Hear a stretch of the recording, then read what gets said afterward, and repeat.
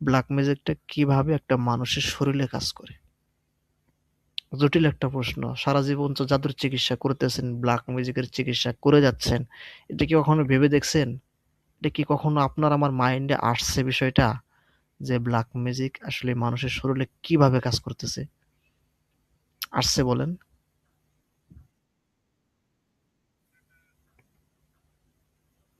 খুবই ক্রিটিক্যাল বিষয়, তাই না? হুম? দেখি আপনারা কে কি বলেন? এখানে বৈজ্ঞানিক কিছু ব্যাখ্যা আছে। মনিরুল সাহেব? হ্যাঁ, বলেন।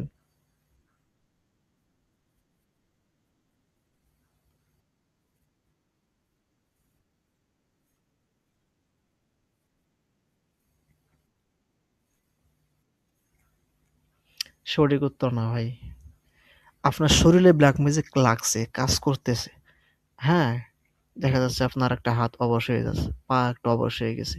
একটা গিঁট, জাদুর গিঁট আপনার লাগাই দিছে। এটা ঘটলো কিভাবে? এটা কি মানে আপনি দেখতেছেন না। কিন্তু আপনি কি আপনার হাত অবশ হয়ে গেছে। এটা কিভাবে সম্ভব?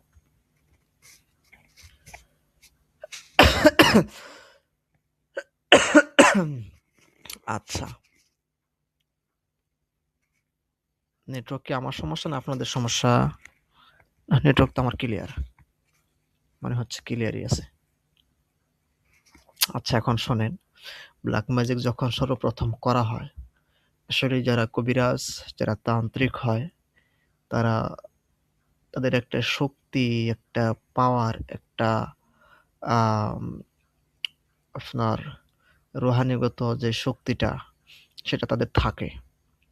সেটা পৃথিবীর যে প্রান্তে থাক না মানুষ, তার শক্তি, তার পাওয়ারটা একটা মানুষের ভেতর প্রবেশ করাইতে পারে। সেটা একটা দরজার মাধ্যমে মাথায় রাখবেন। মাত্র একটা দরজার মাধ্যমে সেটা প্রবেশ করতে পারে। শুধু একটা দরজার মাধ্যমে। সেটা হলো মন। সেটা হলো কি সদর। বুঝতে পারছেন? মস্তিষ্ক। আচ্ছা।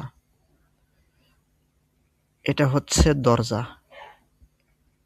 ১ম এ কি বুঝলাম যে তান্ত্রিক সে একটা শক্তি হাসিল করে। মানে সে কি একটা আপনার অশুভ শক্তি। শার কোরআনের ভাষায় কি বলা হয়?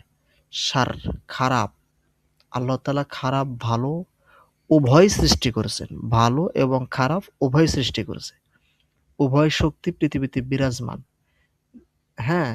পৃথিবীতে যদি আপনার ভালো শক্তিটার প্রভাব বেশি থাকে তাহলে মানুষের উপর সবকিছু কি ভালো মানে ভালোর দিক চলবে বেশি। মানুষ সবসময় ভালো থাকবে। অসুস্থ থেকে সুস্থতাটা বেশি থাকবে। মানে ভালোর দিকটাই বেশি হবে। আর পৃথিবীতে যদি আপনার অশুভ শক্তি, খারাপ শক্তিটা বেশি প্রভাব ফেলে, তাহলে মানুষ অসুস্থ হবে বেশি, মানুষের শারীরিক সমস্যা হবে বেশি। তারপর আপনার হ্যাঁ, এই মানুষ আল্লাহ থেকে মানে বিমুখ হয়ে যাবে। এক কথায় পথভ্রষ্ট হয়ে যাবে। এটা কি খারাপ শক্তির মাধ্যমে এই শক্তি হচ্ছে ২ প্রকার, ভালো এবং খারাপ। কথাটা বুঝতে পারছেন? তান্ত্রিক যারা হয় তারা অশুভ শক্তিকে তারা তাদের হাতের মুঠে নিয়ে আসে। সেটা সে হাসিল করে। রুহানিভাবে সেটা হাসিল করে। এটা বাস্তব, অবাস্তব কিছু না, সত্য। এই হচ্ছে বিষয়। সেটা কি করে? সে হাসিল করে। যখন এটা হাসিল হয়ে যায়, তখন এই শক্তিটা অন্যের উপর প্রভাব ফেলে। সেটা অন্যের উপরে কি কাজে লাগায়। সেটা জিনের উপর কাজে লাগাবে, চাই সেটা মানুষের উপর কাজে লাগাবে। সেটা যেভাবে ইচ্ছা সেভাবে সে করবে, কাজে লাগাবে। কথাটা বুঝতে পারছেন? ক্লিয়ার? জিন চালান করে মূলত শক্তিকার তান্ত্রিকের ওই শক্তির মাধ্যমে জিন চালান করছে। তারপর আপনার সরাসরি জাদু, কালো জাদু নিক্ষেপ করছে সরাসরি। এটা কিসের তান্ত্রিকরা শক্তি হাসিল করছে তারপর সেটা কি করেছে? নিক্ষেপ করছে। এ হচ্ছে বিষয়। তাহলে দেখেন এটা এই যে শক্তিটা এটা সত্য, অবাস্তব কিছু না। যারা আপনার আমি ইদানিং একটু মানে রেকি নিয়ে একটু করতেছি, ভিডিও দেখতেছি, ২-১ টা ভিডিও দেখতেছি। বিষয়গুলো আমার আরো খোলাসা হয়ে গেছে। আমি এই কিছু প্রশ্ন আমার অনেক মানে ঘুরপাক খায়। প্রায় ঘুরপাক খায়। এটা আসলে উত্তরটা কি? এটা আসলে আধুনিক বিজ্ঞান এটা কি বলে? এটা কি আদৌ আছে? বিশ্বাস করি। আমি বিশ্বাস করি কিন্তু আমার দলিল কি বলেন? দেখতেছি না, আমি বিশ্বাস করি। এটা দলিল কি? আমি একজনের উত্তর কিভাবে দিব? হুম? কিন্তু এটা আছে সত্য। এটাই আমি কি, এটা এখন দেখেন উন্নত, যুগ হচ্ছে উন্নত। আল্লাহ তাআলা যে আছেন, একজন সৃষ্টিকর্তা আছেন।